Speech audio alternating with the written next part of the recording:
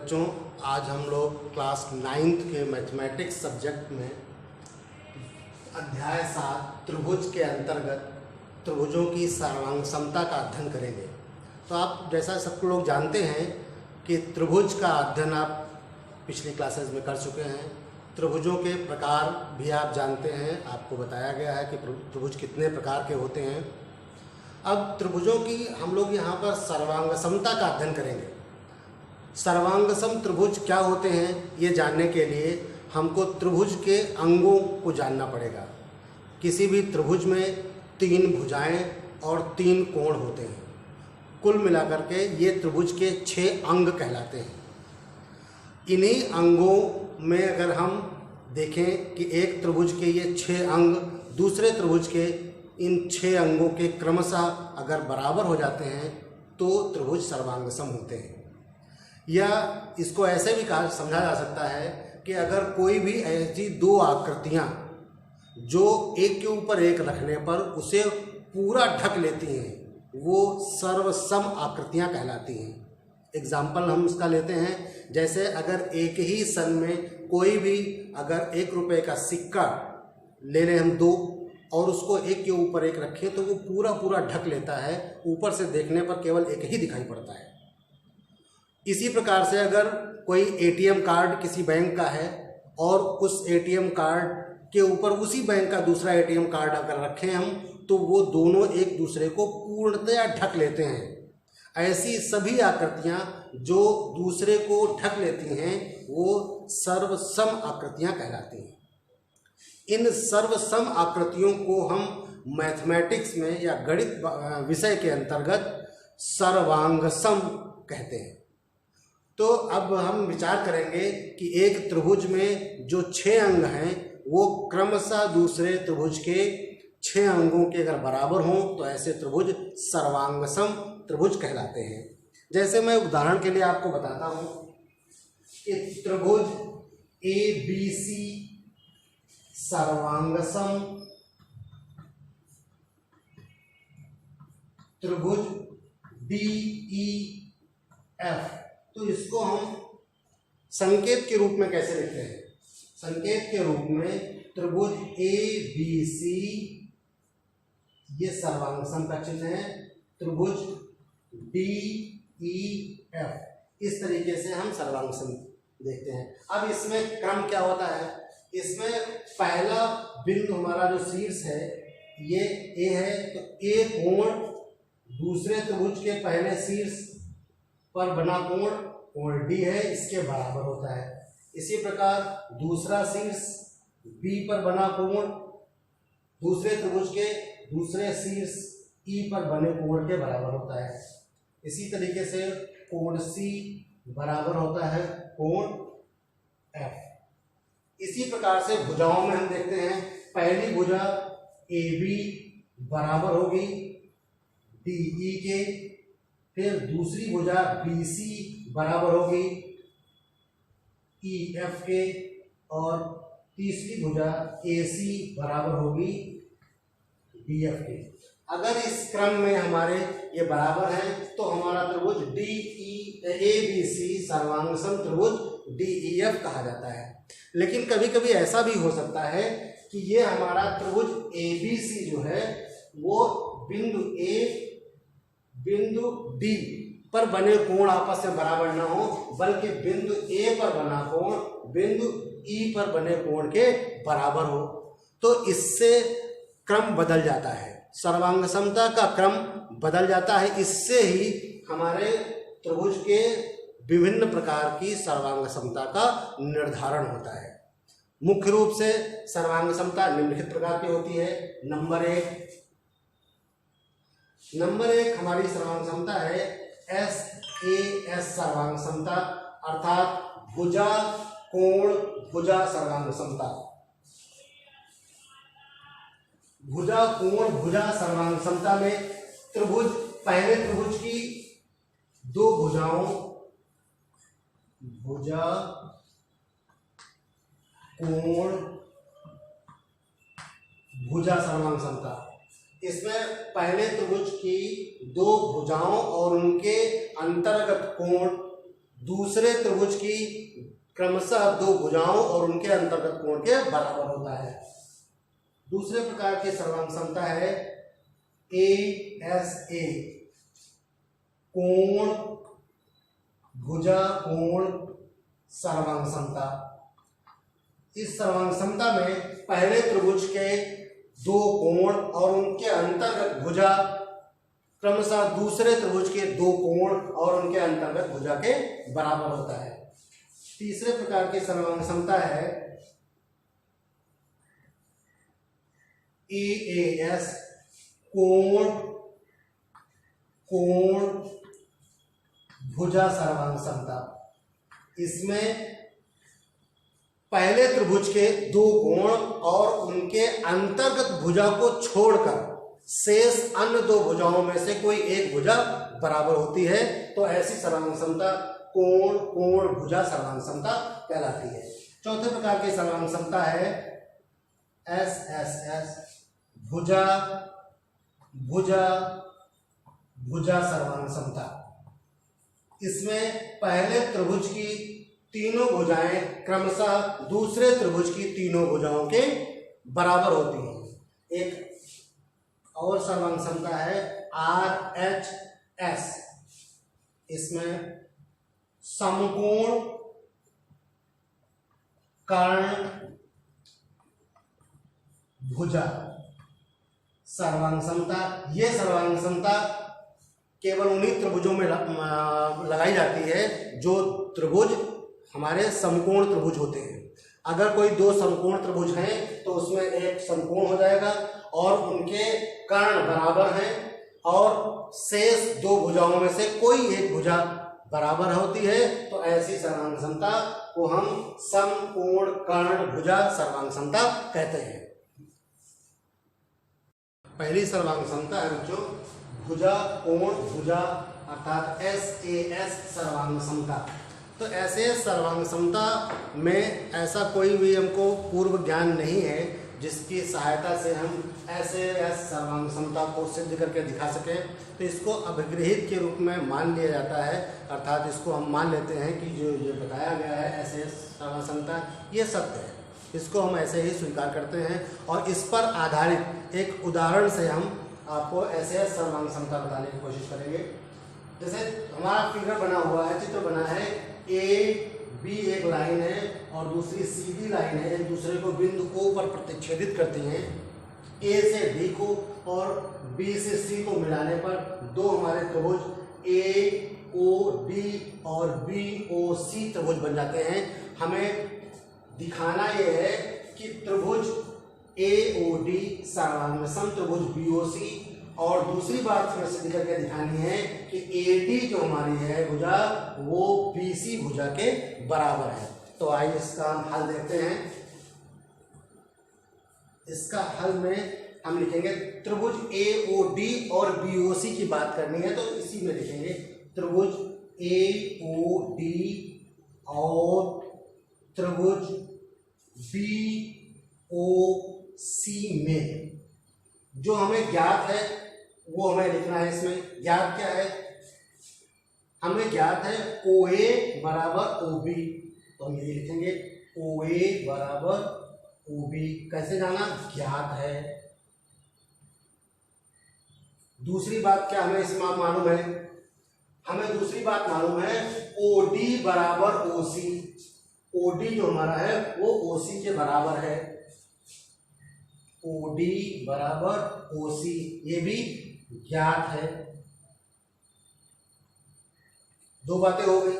अब तीसरी बात हमें क्या है? इन दोनों में ऐसी तीसरी बात हमें ढूंढनी है जो बराबर हो। तो हम देखते हैं कोण AOD ये वाला कोण बराबर हो जाता है कोण BOC के। ये दोनों बराबर इसलिए हैं क्योंकि जब AB रेखाखंड CD को प्रतिच्छेदित करता है तो ये दोनों त्रिभुज कोण हमारे हैं शीर्षाभिमुख कोण हैं, तो ये बराबर होंगे। कोण AOD बराबर कोण BOC शीर्षाभिमुख कोण। शीर्षाभिमुख कोण। अब तीन बातें बराबर हो गई। अब हम देखते हैं कि दो भुजाएं हमारी बराबर हैं और उनके अंतर्गत कोण दूसरे त्रिभुज की दो भुजाओं और उनके अंतर्गत कोण के बराबर है। तो इसमें सर्वांग समता हमारी कौन सी लग रही है? भुजा कोण भुजा सर्वांग समता से सर्वांग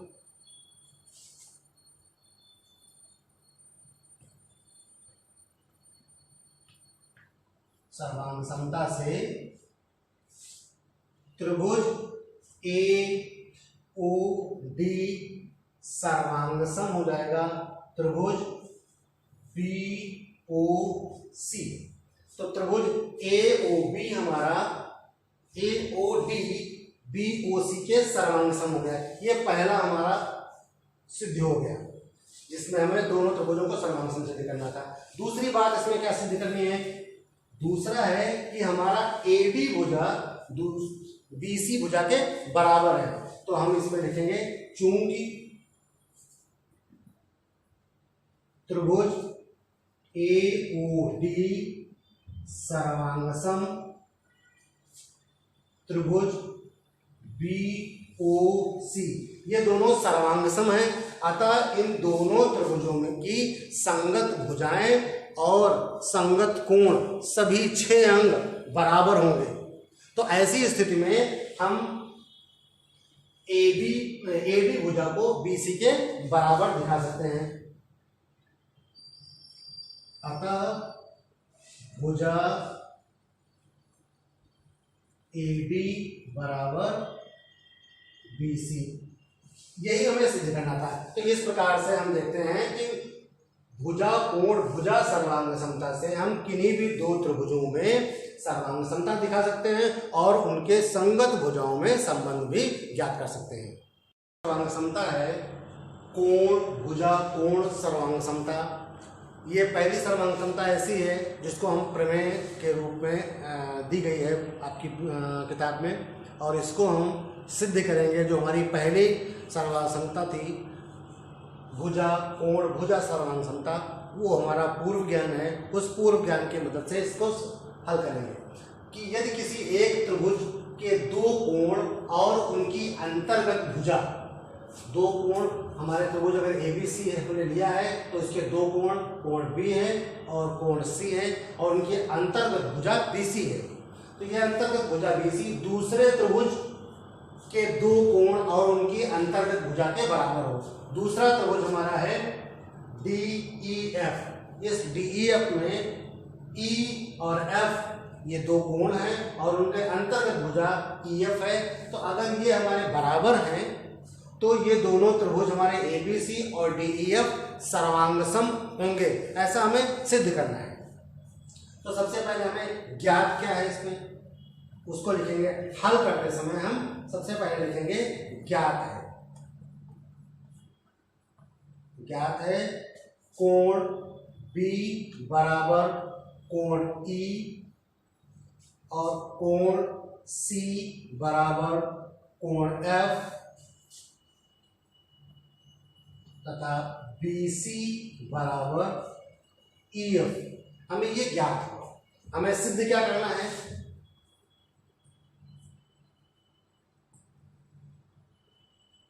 सिद्ध करना है त्रिभुज ABC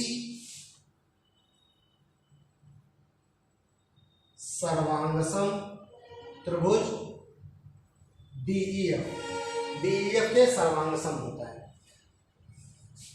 अब इसमें उपपत्ति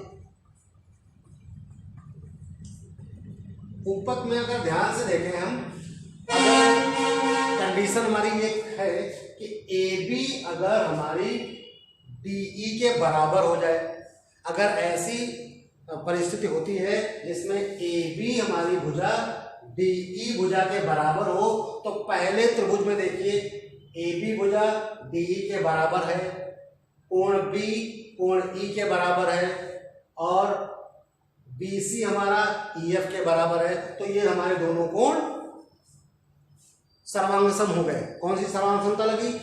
भुजा कोण भुजा सर्वांग समता से दोनों त्रिभुज सर्वांग सम हुए। तो यही लिखेंगे। पहली स्थिति क्या है हमारा, यदि AB बराबर है DE, तो ऐसी परिस्थिति में क्या होगा, त्रिभुज ABC और त्रिभुज DEF में AB बराबर DE ये ज्ञात है, AB बराबर DE ज्ञात है, कोण B बराबर कोण E, कोण B बराबर कोण E ये भी ज्ञात है, और BC भुजा EF भुजा के बराबर है, BC बराबर EF ये भी ज्ञात है। तो अब यहां से ध्यान से देखिए, दो भुजाएं और उनके अंतर्गत कोण पहले त्रिभुज से और दूसरे त्रिभुज में भी दो भुजाओं और उनके अंतर्गत कोण के बराबर है। अतः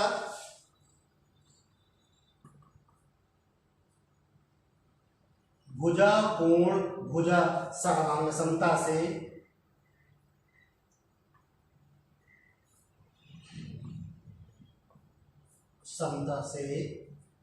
त्रिभुज ABC सर्वांगसम त्रिभुज DEF, ये पहला हमारा था। अब दूसरी कंडीशन क्या हो सकती है, दूसरा इसमें क्या हो सकता है कि अगर हमारी AB जो भुजा है वो DE से छोटी हो। अगर हमारी पहले त्रिभुज की भुजा AB दूसरे त्रिभुज की भुजा DE से अगर छोटी होगी, तो ऐसी परिस्थिति में हम ABC को DEF के सर्वांग सम कैसे सिद्ध करेंगे, आइए देखते हैं इसमें।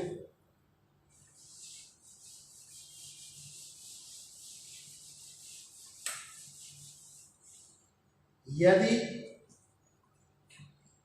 AB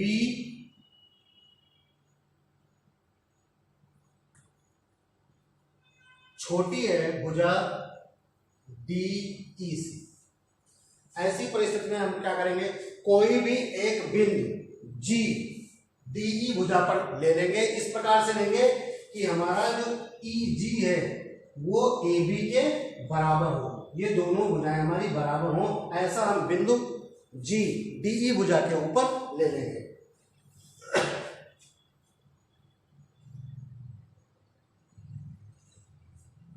बिंदु G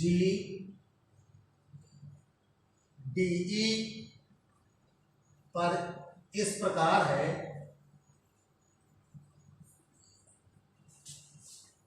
कि AB बराबर GE, AB और GE हमारे दोनों बराबर हो गए। अब त्रिभुज देखिए, एक त्रिभुज ABC ले लीजिए और दूसरा त्रिभुज GEF ले लीजिए।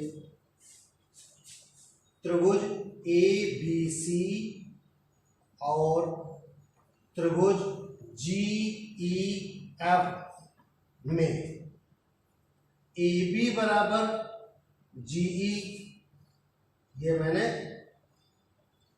रचना की है या रचना से कर सकते हैं, रचना से। दूसरा क्या है, कोण B और कोण E हमको बराबर ज्ञात है, कोण B बराबर कोण E ज्ञात है। इस प्रकार से तीसरा क्या है, भुजा BC जो है वो EF के बराबर, ये भी हमें ज्ञात है, BC बराबर EF ज्ञात है। अब हमारे दो भुजाएं त्रिभुज ABC और त्रिभुज GEF में दो भुजाएं और उनका एक अंतर्गत कोण, दूसरे त्रिभुज में भी दो भुजाओं GE और EF के बराबर है और उनके अंतर्गत कोण E भी बराबर है। तो ऐसी परिस्थिति में SAS यानी भुजा कोण भुजा सर्वांग समता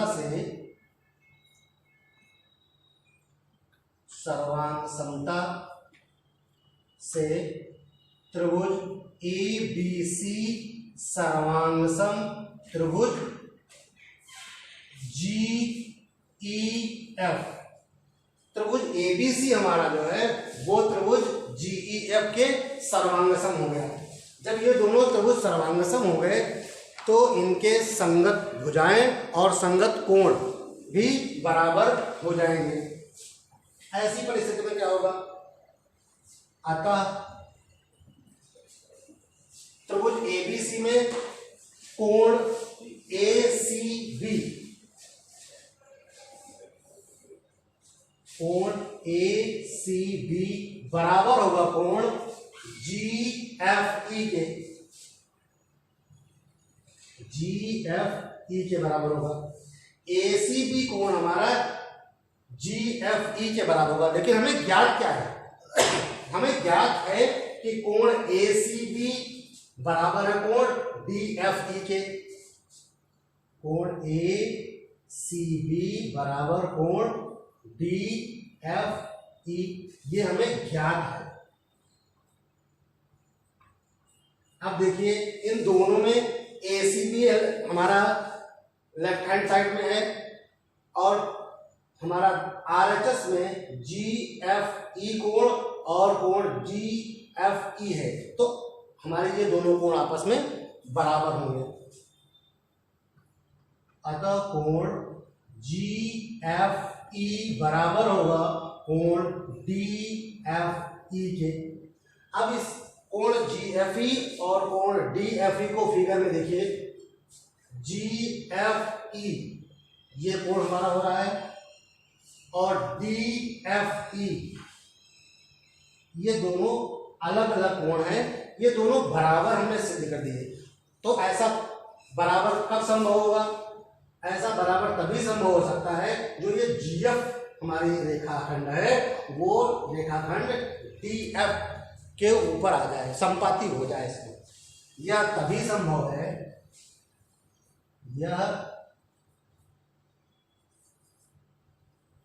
यह तभी संभव है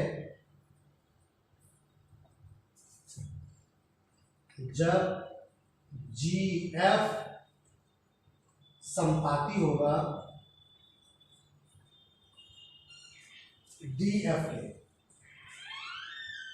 जब हमारा ये पॉइंट बिंदु जी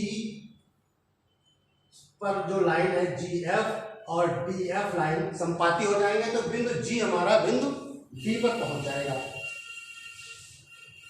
इसको फिर से देख लीजिए,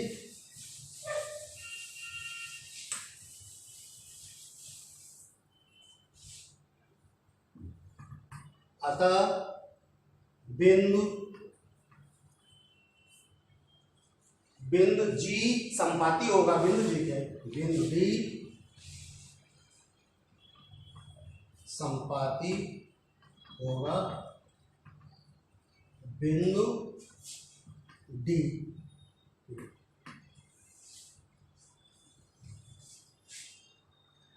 तो बिंदु हमारा जो जी है बिंदु डी के संपाती हो गया, अर्थात हमारा बिंदु जो जी है वो यहां से हट करके बिंदु डी के ऊपर आ गया। जब बिंदु जी डी के ऊपर आ जाएगा तो ऐसी परिस्थिति में ए बी जो रेखाखंड है वो डीई के बराबर हो जाएगा। अब ए बी रेखाखंड डीई के बराबर हो गया। पुनः त्रिभुज एबीसी और त्रिभुज डीईएफ में देखिए, त्रिभुज एबीसी और त्रिभुज डीईएफ में AB बराबर DE अभी हमने सिद्ध किया है, फिर हमारा कोण B कोण E के बराबर ज्ञात है, कोण E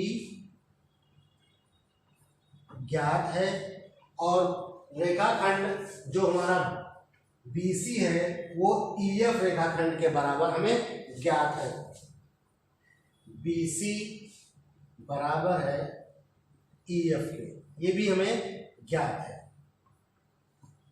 अब हम देखिए यहां पर पहले त्रिभुज की दो भुजाएं और उनका अंतर्गत कोण दूसरे त्रिभुज की दो भुजाओं DE और EF के बराबर है, उनके अंतर्गत कोण भी बराबर है। तो अतः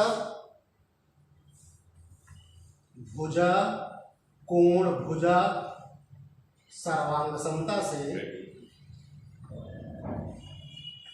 भुजा कोण भुजा सर्वांग समता से त्रिभुज ABC सर्वांगसम त्रिभुज DEF।